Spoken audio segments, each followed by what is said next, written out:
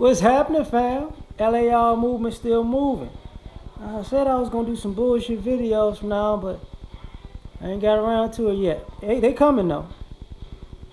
But this one is racism, ageism, unemployment, and Trump supporters. I made a video recently, what Hillary and what Trump represent. So this is just an extension of that, I guess, in some way.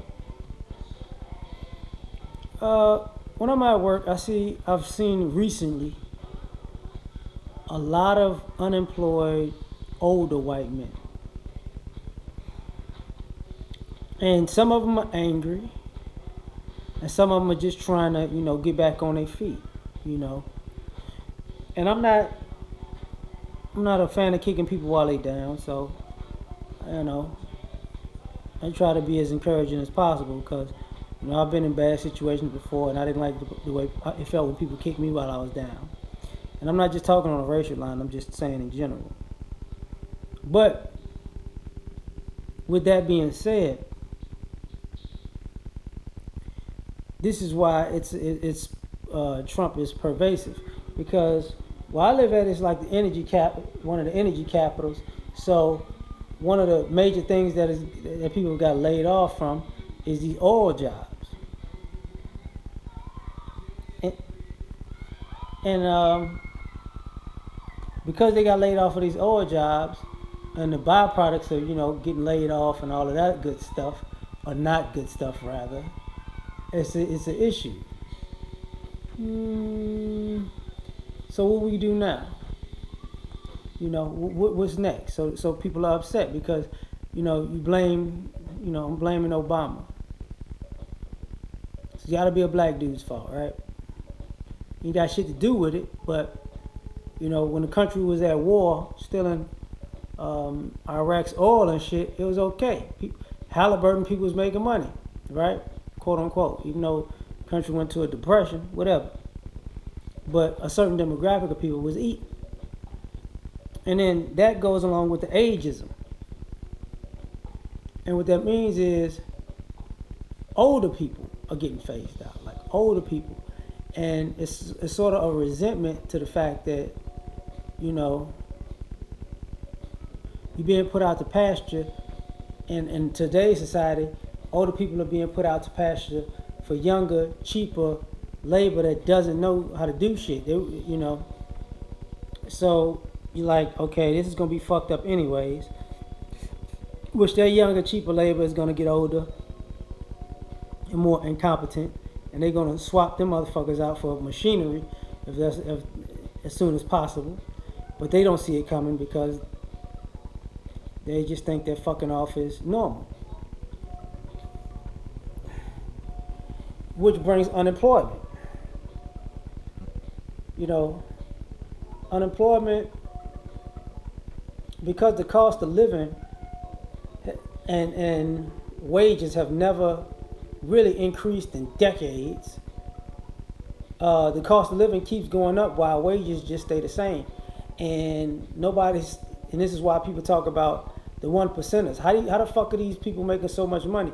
Well, they're pocketing while they're squeezing the rest of the world, or the rest of the America, or world and America, to stay in the cost of living bubble, mathematical uncertainty squeeze. Well, it's certain that you ain't gonna be able to get out of it by working a job, unless you frugal. And America promotes expensive living, so people want to have the American dream, even if it costs them their goddamn life. I understand that, but that's what it is. So the 1%ers are really just pocketing all the cost of living wages that should have been increased. Because of that, you're finding using technology, outsourcing, and division to get ahead. Because it's just like union workers and scabs, right? You know, the union workers feel like, you know, they deserve a certain cut, and they get locked out, and then the scabs come through and they mad, but the scabs wasn't working.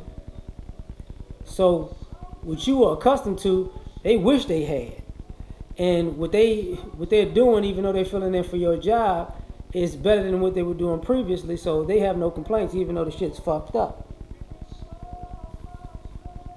So that's that, and this is why Trump comes into play, because playing on using those things to their advantages, because the fear of racially being replaced. That's why you got to get on the, you know, it's the black president, proxy for black male, black people. Then it's the Mexicans, proxy for the whole Hispanic community, taking all the jobs that maybe 10 years ago previously, you know, oh, they're just doing the jobs that the black people don't want to do. Now, all of a sudden, they need to go back to their country. Very funny. The ageism part is, you know, with the black president and with the white female candidate comes the, you know, the 1-2 punch to white supremacy, because, you know, it's like, oh shit, if we got a black one won and a woman won next, like I said in the other video, you think that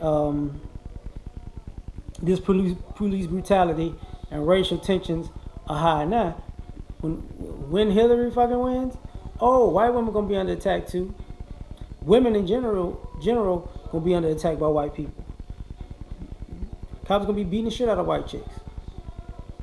Marriages, women gonna be getting divorced or cheated on, or, you know, part of the MGTOW movement will explode. You know, just what I see, because you got a demographic of a large demographic of white males specifically, white people in general, looking at this like this could be the end of this is the beginning of the end of our supremacy.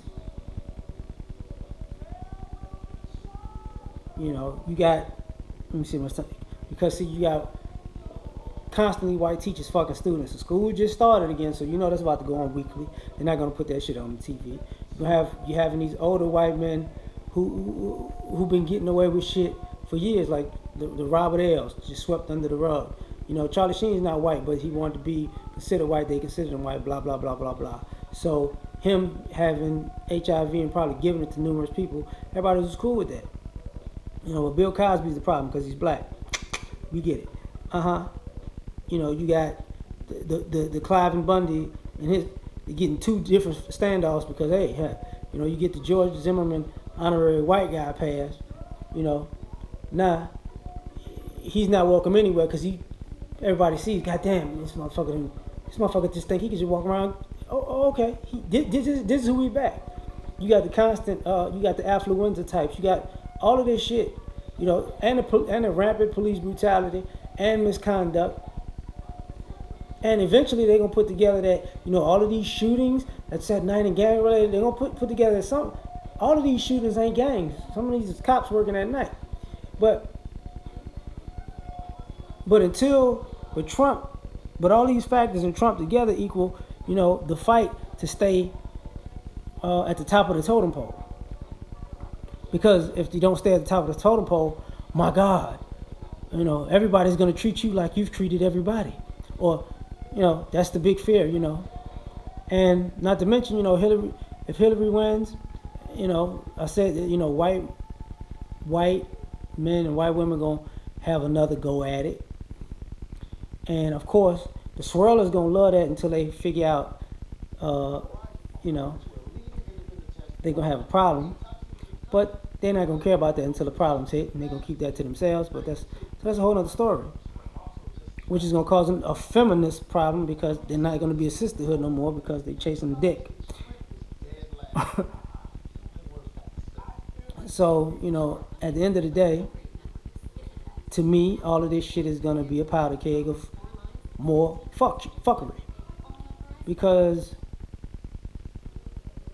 nobody wants to deal with the real problems, because there are numerous problems, and everybody just wants their seat at the table, or their seat on top of somebody to sit at the table. So, you know,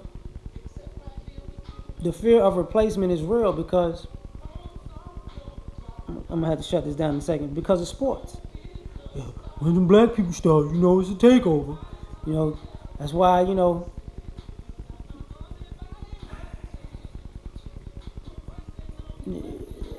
business is next. That's what we see. Business and inventing is when people start getting killed. Because, oh my God, they really don't need us. We can't oppress them. Oh my God.